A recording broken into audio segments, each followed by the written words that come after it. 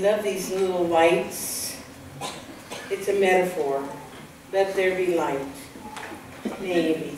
Oh, I was pressing the wrong button. That's a metaphor too, isn't it? Holy moly. Who knew? Would you breathe with me, please? Taking a deep breath. And release. And another. And release. And one more.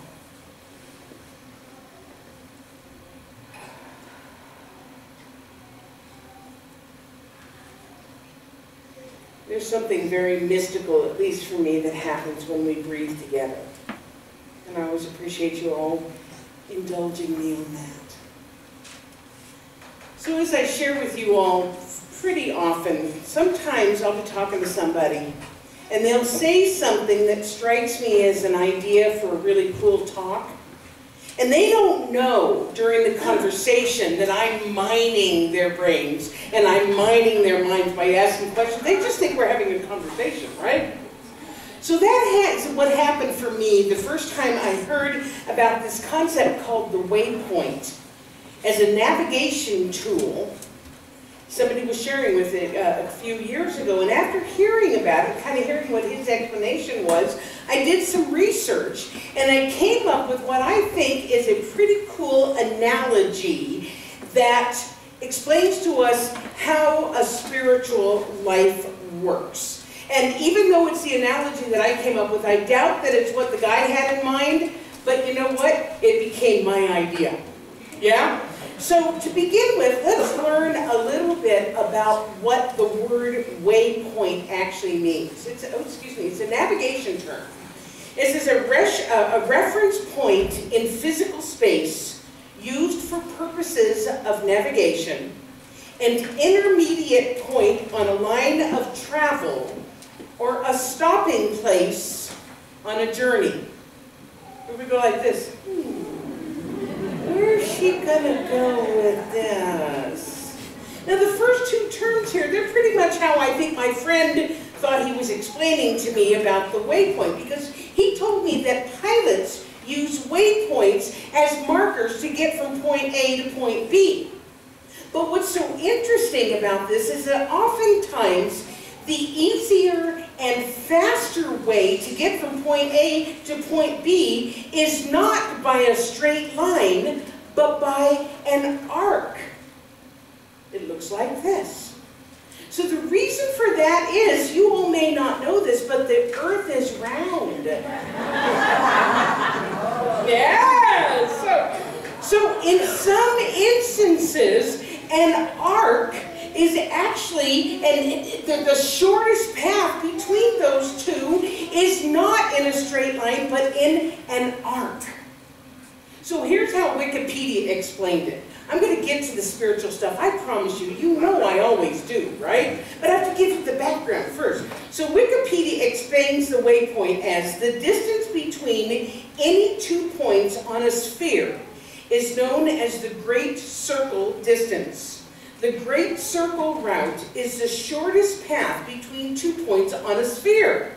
However, if one were to travel along such a route, it would be difficult to manually steer, as the heading would constantly be changing. Thus, the Great Circle routes are often broken up into a series of shorter lines which allow the use of constant headings between waypoints along the Great Circle. So here's how I understand it, right? That if I want to get from point A to point B, sometimes it's faster to go in a series of shorter distances that may look as if they are taking me off course, but are actually keeping me on course. And those distant markers along the course are called waypoints. They are guides. They are landmarks. They are signposts. And if that isn't a metaphysical lesson about life, I don't know what is.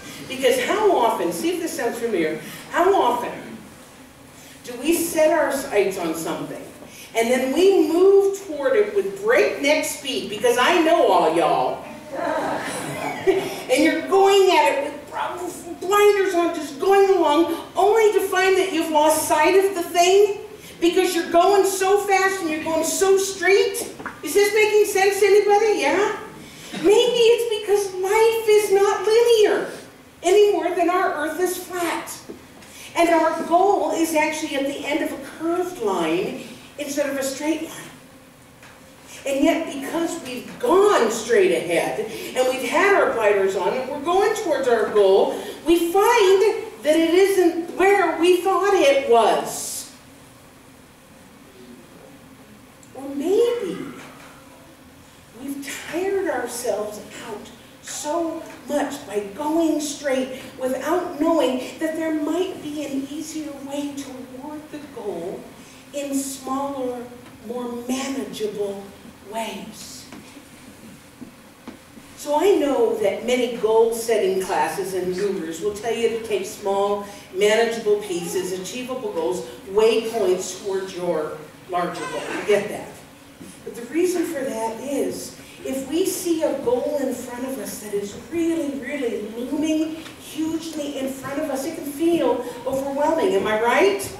Am I just preaching to the choir? Are you guys, are you with me on this? Okay, okay.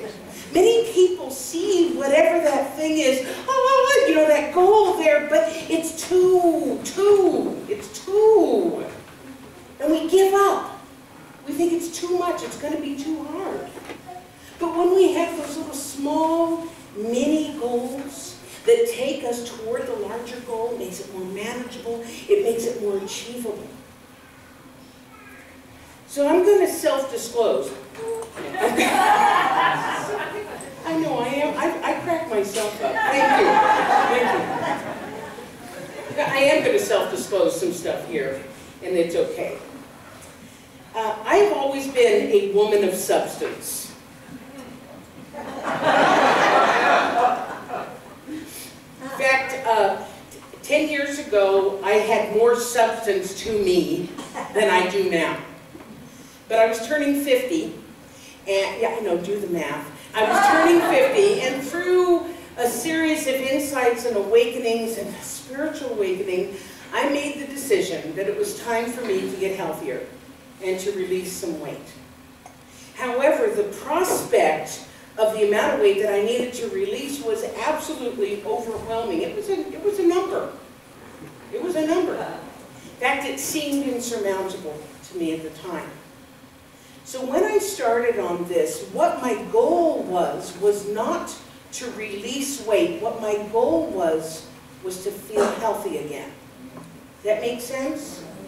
And so I didn't even think about the amount of weight that I needed to let go of. I concentrated on feeling healthier. And I concentrated on releasing 10 pounds, and then another 10 pounds, and then another 10 pounds. In other words, from point A, where I was, to point B, where I was going, consisted of a whole lot of small waypoints, no pun intended, along the way. And the truth is, I actually released a good amount of that weight during that time. But it didn't happen in a straight line. It happened in an arc of many smaller lines, of smaller points along the way. Descartes wrote, "Divide each difficulty into as many parts as is feasible and necessary to resolve it." Divide each difficulty into as many parts as is feasible and necessary to resolve it. Now, I don't want you all to think that this is going to be a talk just about goal setting. Absolutely not. You can go to a motivational seminar for that. That's not what I'm here. I brought it up because I wanted us to understand this concept of the waypoint as it pertains to living a spiritual life. Because life, like it or not, life is a series of waypoints, whether we're aware of it or not. So the key is not what we do as we're going to the waypoint, but the real key is what do we do at that waypoint? Because what we are doing when we are at that waypoint, maybe that stopping point, determines where it is that we're going, where it is that we're going to go next. For instance, let me see if you've had this experience. You set a goal for yourself. Okay, yeah, I'm going to do this. And you start to move to the goal. And all of a sudden, you're someplace you don't expect. And you're like, how did I end up here? This isn't where I wanted to go. I wanted to be over there. Yes? Anybody? Yes. Anybody? Okay. 3 people over here. But perhaps, I want you to think about this, perhaps that where you are at this particular point is exactly where you need to be in order to learn what you need to learn that is going to get you closer to your goal. In other words, maybe where we are right now is exactly the right place that allows us to grow into the person that has what it takes to get to the goal. So maybe the waypoint right here, where you are right now, is helping you to develop those spiritual muscles, to develop that awareness and that consciousness that you need to have the thing, the say that you want. Because the bottom line is, if you have the consciousness of the thing that you say that you want right now, you would have the thing that you say that you want. But the fact is, if you don't have it, it's because you don't have the consciousness of it yet. Your mental equivalent is not strongly developed. From point A to point B, you're not there yet because you don't have what it takes to get there yet. Because sometimes working towards a goal includes the work that we're doing at the waypoints, developing that consciousness, that awareness first, so that then we can attract it to us. Is this making sense to you? Zig Ziglar said, what you get by achieving your goals is not as important as who you become, as what you become by achieving your goals. I'm going to read that again so that it makes more sense.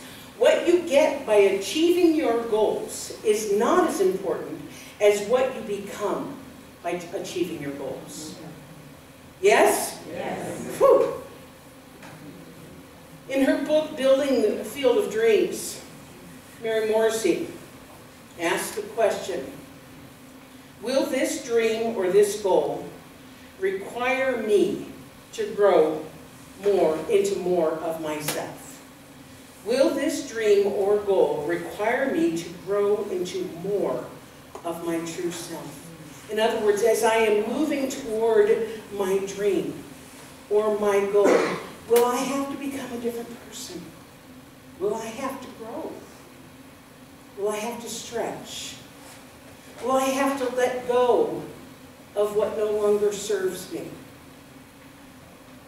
Will I have to become more?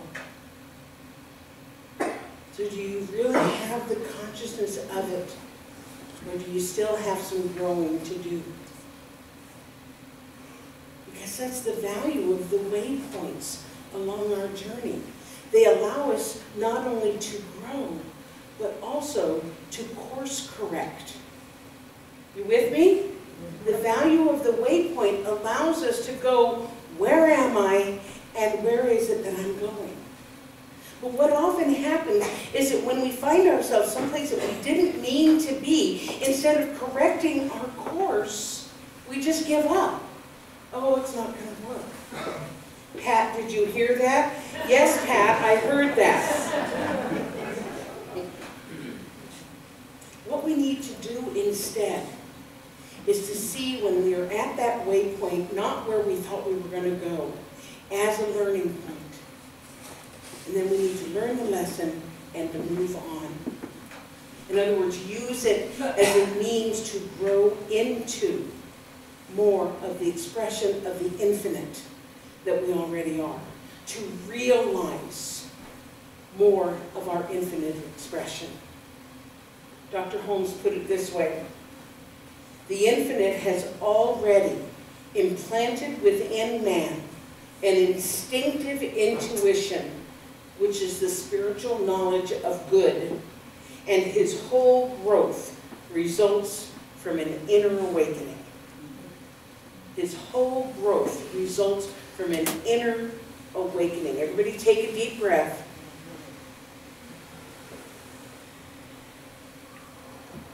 Because in this analogy, that is the first waypoint. The realization, the inner awakening, that each of us has within us an instinctive intuition of good. It is the starting point of every journey. Because spiritually, as we've talked about all morning long, spiritually we are already whole, perfect, complete, and deserving. Already. Not when I lose the weight, not when I get taller, not when I find the man, not when I do this. Right here, right now, we are whole, perfect, complete, and deserving. So if an idea or a goal or a dream has been implanted within us, it is a divine idea. And it is in our best interest to pay attention to it and follow that path where it is taking us. Because if we don't pay attention to it, and I know some of you understand this because I understand this, when we don't pay attention to that divine urge, when we don't pay attention for whatever reason, whether it's fear or it's unworthiness or it's old beliefs, that divine urge doesn't go away. It goes beneath the surface. And it causes us to feel unhappy and unworthy and lazy and stuck.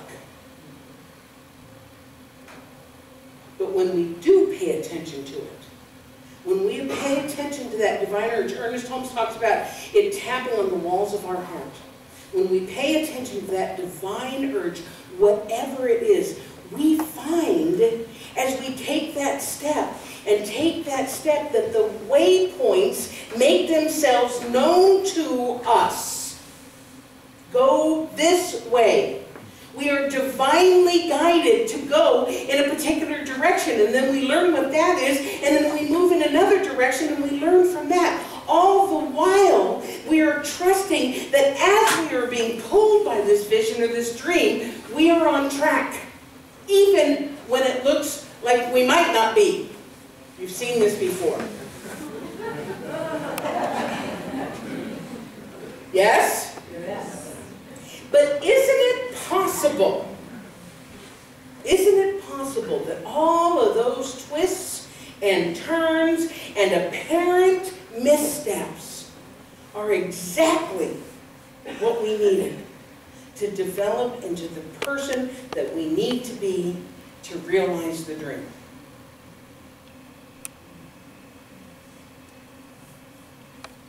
So you may be sitting there thinking to yourself, you said you released a lot of weight, but you are still a woman of substance. And you would be right. This is my lifelong journey. This is what I came here to learn. But the truth is, I may not be as small as I once was, but I'm also not as big as I once was. Yeah. This is my lesson. And what I know is that when I tune in to the original waypoint, which is that I am perfect, whole, complete, and deserving exactly as I am, and exactly as I am not, I can employ self-compassion. I can employ self-love and know that the journey is not yet complete. And that's true for all of us.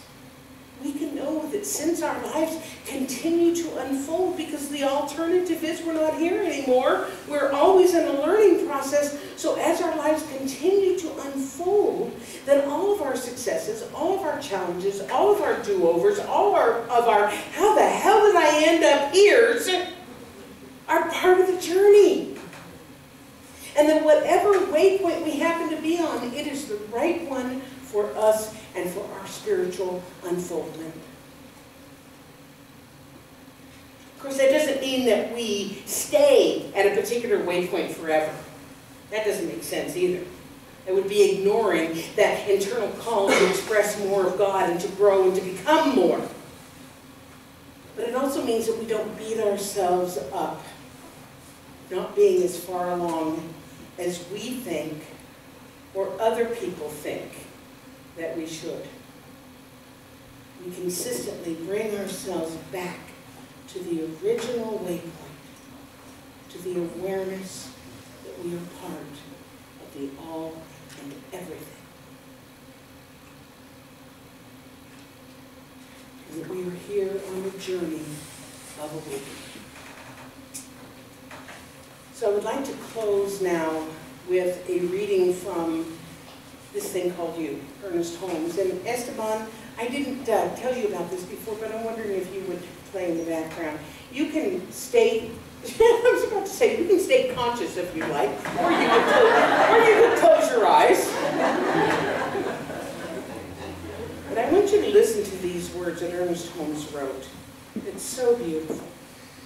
So close your eyes or keep them open. You belong to the universe in which you live. You are one with the creative genius back of this vast array of ceaseless motion, this original flow of life.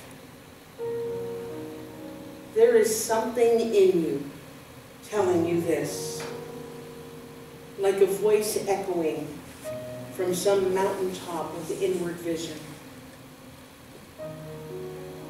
Your soul belongs to the universe. Your mind is an outlet through which the creative intelligence of the universe seeks fulfillment. This is your starting point for investigating the meaning of those impulses, longings, and desires which accompany you through life. Every person is a doorway through which the infinite passes to the finite, through which God becomes man, through which the universal becomes individual. It is because it is there that you have these irresistible urges, the longing to live more fully, the feeling that life belongs to you. There is something within you beyond all doubt and fear, something which has never been limited by your acts or destroyed by your feeling. There is something within you that can make you whole.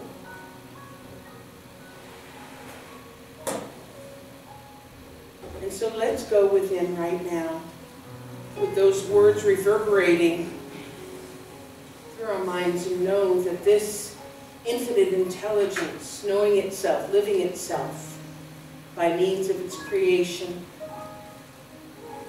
we can call it whatever we choose. We can call it God or Spirit, Allah, Jesus, Buddha, infinite intelligence.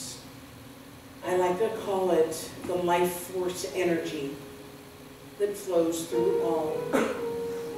And this life force energy is expressing through all. Each one of us is a divine expression of it. Each one of us is unique in our own special way.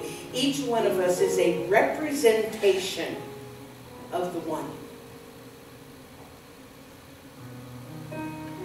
And so as we go along our journey,